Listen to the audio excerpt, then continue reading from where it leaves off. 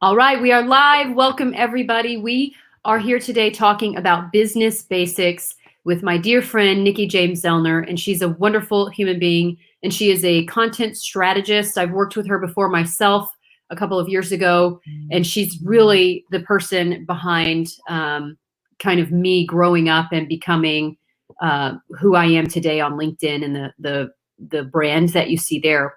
So, Nikki, I would love it if you took a moment of your time to talk about who you are and a little bit about your background, and then we will jump into our chat today for the small business owner and your tips for creating content. Sure. Well, I'm Nikki James Zellner, like Jamie said. I tend to fly under the radar. I'm not really a big put myself out there in big ways kind of person. However, I certainly realize that having a content strategy for yourself, your personal and professional brand, as well as your business brand, if you build one, are extremely important. I used to work in newspapers and magazine development, and I was surrounded by stories, and I would hear reporters asking, what's your pitch? What's your story? Why will people care? And I really carried that into the advertising world with me. And so when I broke out of corporate America, I went out on my own, started hanging out with a bunch of military spouse entrepreneurs, and realized, hey, I think I could start my own business as well. And so I really took an intentional approach, and I started Where Content Connects as a content strategy business for the women visionaries who have their hands in lots of pots. So maybe they've always been leaders in different organizations. Maybe they want to be an author or a speaker on their own right, away from their business activities. And a lot of times they're part of a nonprofit. They have their own business and they work for somebody else's business. So I'm a content strategy for those visionaries who do a lot and have a lot going on. So even though my content strategies really apply to the person, whether or not they're just getting started in their professional career, or whether they've climbed the ladder and are looking for an entire transition of identity, a lot of the things that I do will relate to that person uniquely. And so some of the tips I talk about today will be about kind of evaluating how to do that for yourself, whether you're just getting started in business or whether you've been in business for a lengthy amount of time.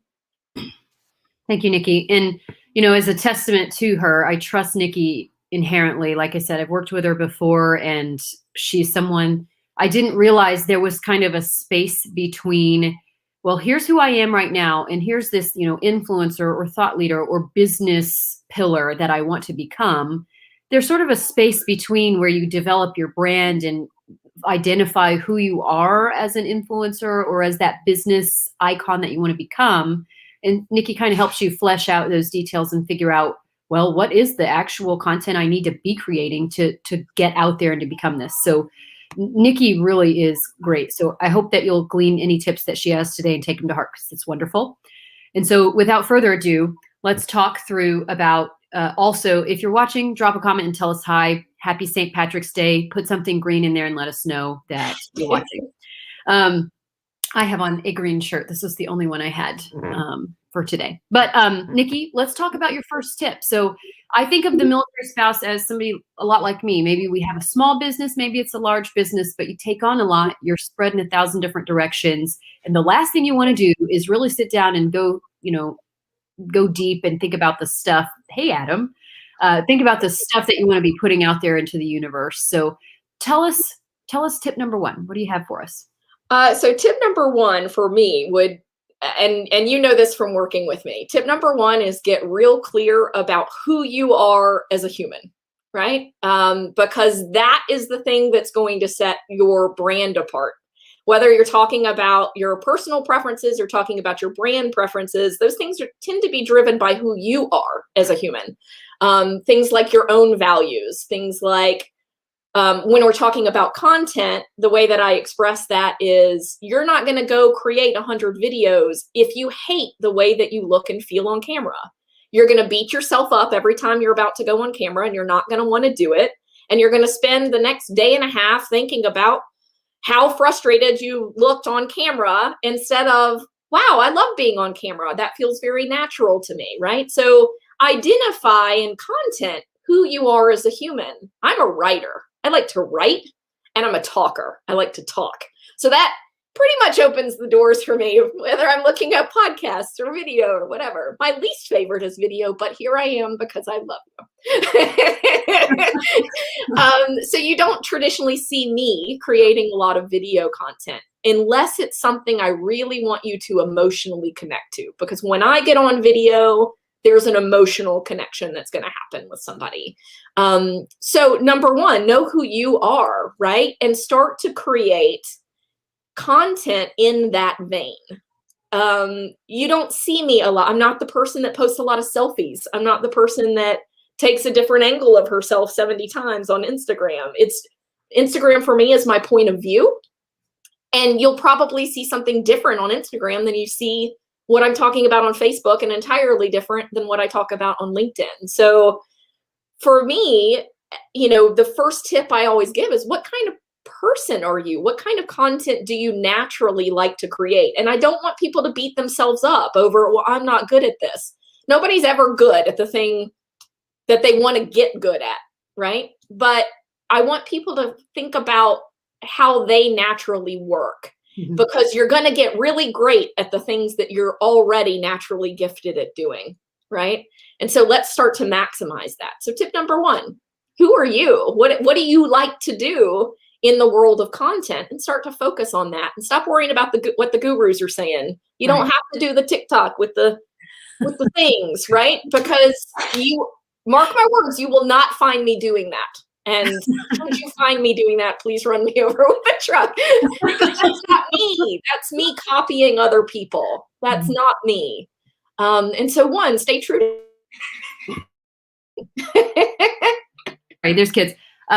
We are at my Grammy Tammy's for spring break. So there's children and things like that in the background here.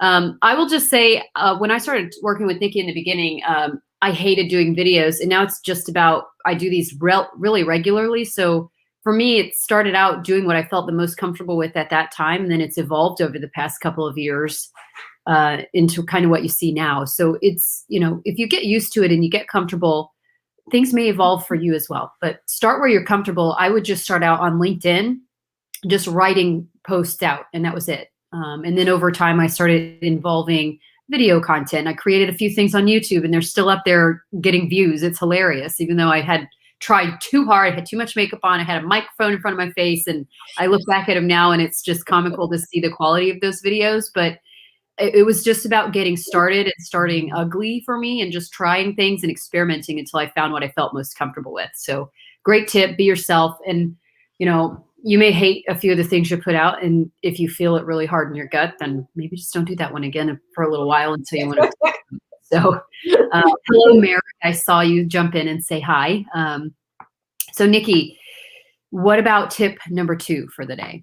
So tip number 2 is going to be getting real clear on who your audience is, right? And I use the term audience. I don't use the term customer. I use the term audience. And you know this from working with me as well. Who are your audiences? Because it's going to be plural. Not only one kind of person doesn't just listen to you. There are many layers of people who might come into your life 3 years later full force, but right now they're just kind of lurking, right?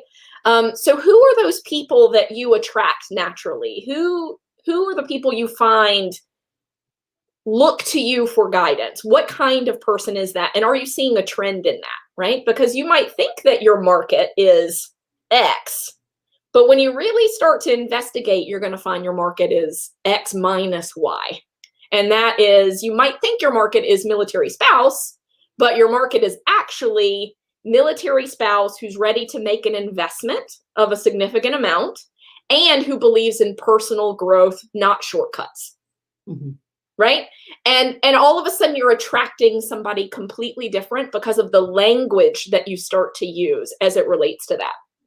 So in the same vein of being who you are, develop your language both for you as well as for the audiences you're trying to attract.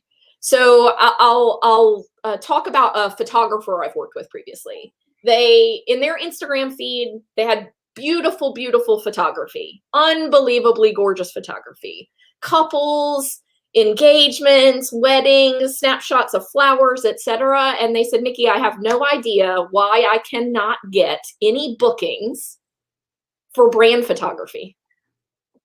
Well, let me think about that. Let's think about this. What stories are you telling? What language are you using visually and in written content and in what you're talking about? So if you want to attract the brand photography, then get weddings off your page as the full scope, right? Like, because that's all they're seeing. And so be willing to make some investments in things that help you tell your story better for the audience you're trying to attract. If that's brand photography, a new brand photo shoot, if that's batching your content related to a particular topic, related to a particular audience receiver. So like Jamie, you have lots of audiences. So you really have to identify who you're talking to in every post, right? So if you think about your audiences, you now have military spouse chamber of commerce.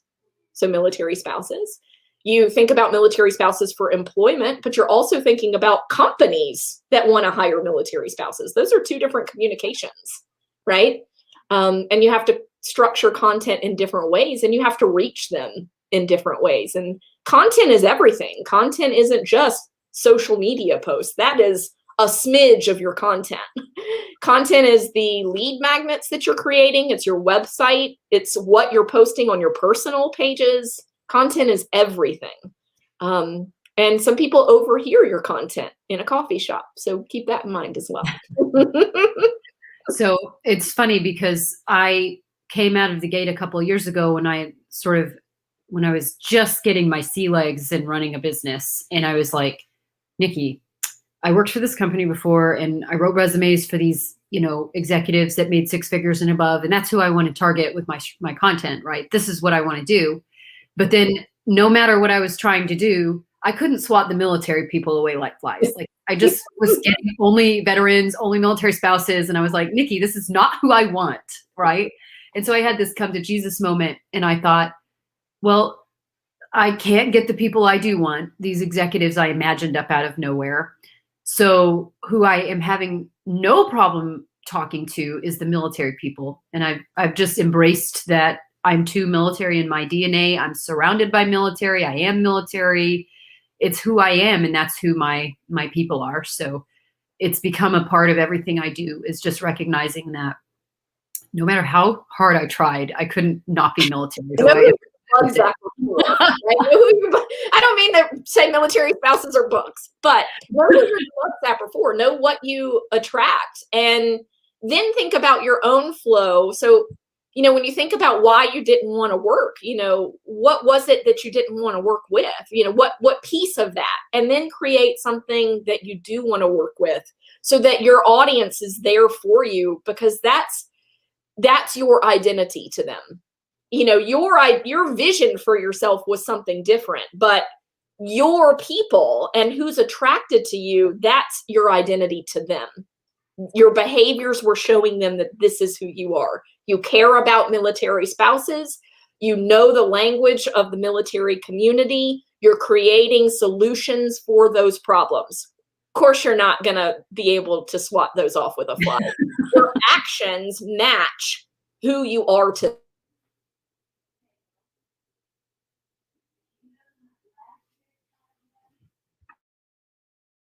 Oops. Did I freeze for a second? You froze for 2 seconds, but that's all right. We still have you. Yeah, spin. But yeah, I mean, my people are achievers. My people are driven women who have their own story to tell and don't want to compromise that in their business adventures. They want to elevate that in their business adventures. They want to elevate that in their philanthropic adventures. They want to be able to clearly be able to say, this is not for me. And I know this because blank, I've done the work.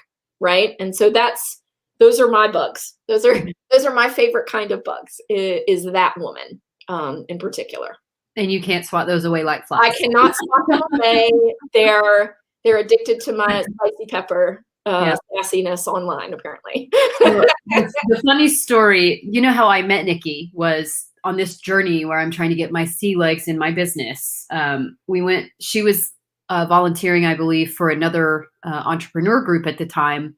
And we ended up on this, it was supposed to be a group call, and it ended up just being Nikki leading it and me being the only attendee. And I had, this is a children's art, but I had a piece of paper like this, and I had notes, covered it from front to back, and there was notes down the side, down the margin. And I just thought, wow, this girl knows what she's talking about. And I just I think I pestered her and reached out to her, and I was like, girl, teach me all of your things, because that was amazing. And so I accidentally found Nikki just through another group where I was seeking self-improvement for my business and all of that. So she found where she found her tribe that way. That's how I ended up meeting her a couple of years ago. So it truly does work. You get in the same orbit as people just like you that you're trying to attract, that you want to be hanging around, and that works really well. So Nikki, as we get ready to close out here, what is one final thing that you would like to one final tip or one final thing you'd like to promote or leave today with our audience?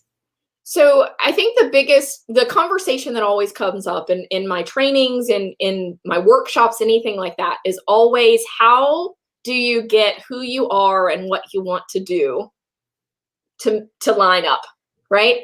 How do you no longer compromise your voice and yourself and your story for somebody else's dreams and goals, right? And so how I would define that is kind of that future self mentality. And Matthew McConaughey is kind of making this big right now, which is like, who's his hero? His hero is himself in 10 years, right? And I kind of have always had that same mentality as well. I always want to be growing. So when I think about how we can most authentically tell our stories and be who we are, I think about that cohesion in the stories and the behaviors and the comments that we're making that we think are no big deal are actually the biggest deal, right? And so if you're telling yourself, well, I don't want to be a social media star, but you're going in and spending 90% of your time worried about what you're going to post on social media, worrying about batching content for social media, worrying about going in and engaging on social media, your behaviors are not lining up with what you're saying you want for yourself and for your business. You are going to grow what you sow, right? And so if you know that that's not for you, stop doing it. It's ripping off the Band-Aid approach. If you want to lose weight, stop putting the things that make you gain weight in your mouth. Step number one, right? That's step number one. So the same thing applies to content. Focus on the platform that you love, that is natural for you, that grows who you want to grow, that allows you to focus on the things that you want to focus on, where you can be your most natural, authentic self. Focus there and scrap everything else. Because I will tell you, it is not worth it for your mental health. It is not worth it for what you think is your busy work. Most of the busy work you do is made up in your own mind. It is not something you actually need to be doing. So start to get real clear about where that cohesion lives for you. Start to have stories visually that can tell what you want that to look like and who do you want to attract, and start to clearly communicate what it is that you're after and who you want to talk to. And so that kind of wraps up all three, hopefully in a bow for you. Well, thank you, Nikki, for your wisdom and your expertise. This is just a tiny, dipping a toe in the water on everything that Nikki knows and has to offer for creating content. And again, a couple of years ago, I was afraid to even post anything on LinkedIn, and now I feel like I live there, and LinkedIn is my platform where I feel comfortable, and TikTok is not, and I know that. So I appreciated just learning from her, and I hope that you'll explore. I put a link to her website if you are interested. Just go poke around, see what she's got to offer, and if it's a good fit. And thank you all for watching, for being a great audience. And Nikki, happy St. Patrick's Day. Happy St. Patrick's Day, LinkedIn. Bye, everyone. Bye.